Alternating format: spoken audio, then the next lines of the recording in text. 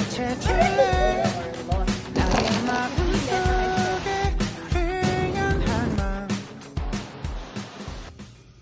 2 in Busan, it's super cold.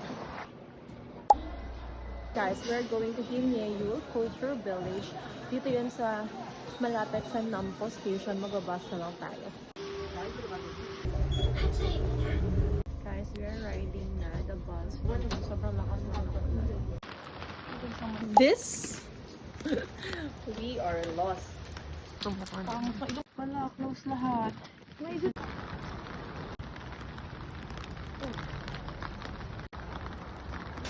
Nakakasad kasi sobrang lakas ng ulan, tapos closed pa lahat ng mga kainan, pati mga ibang coffee shop. Hindi ko alam kung bakit. But, guys, we are here now.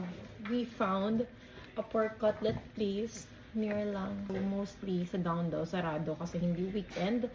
Kasi it's Thursday, so medyo mahirap maghanap pala or pumunta dito for cafes or food area. But for picture, okay sana. Kaso, naulan.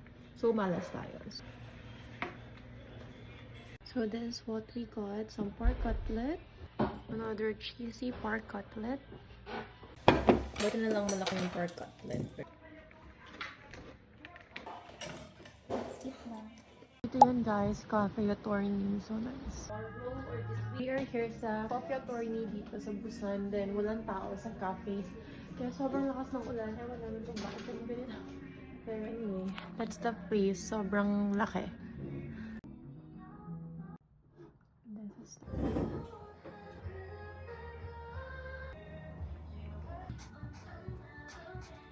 This is the place. Sobrang nice sana.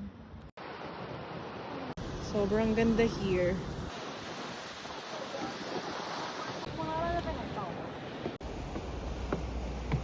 Nice. This is what we look like after namin ipilit ang espresso.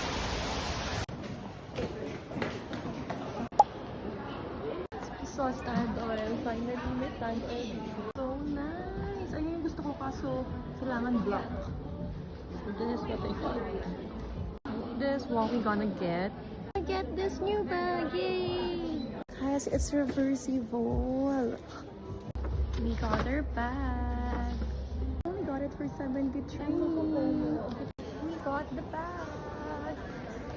We're gonna go here. Thailand Shinsegae. Just go and get the ticket. Bawal may tattoo here. Just need to insert here. I might put it here.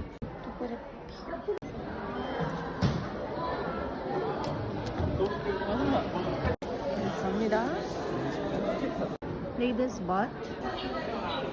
This take a shower. This is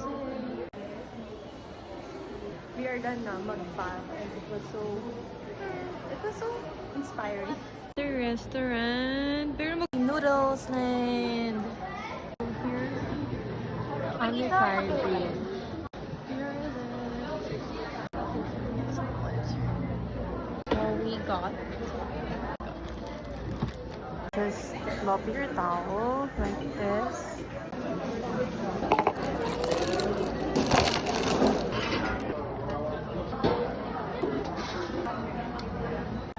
Got this.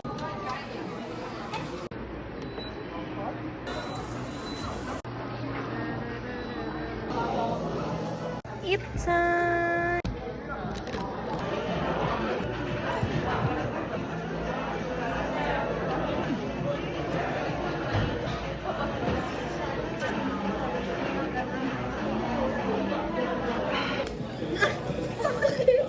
Wait, hindi ko na konti lang.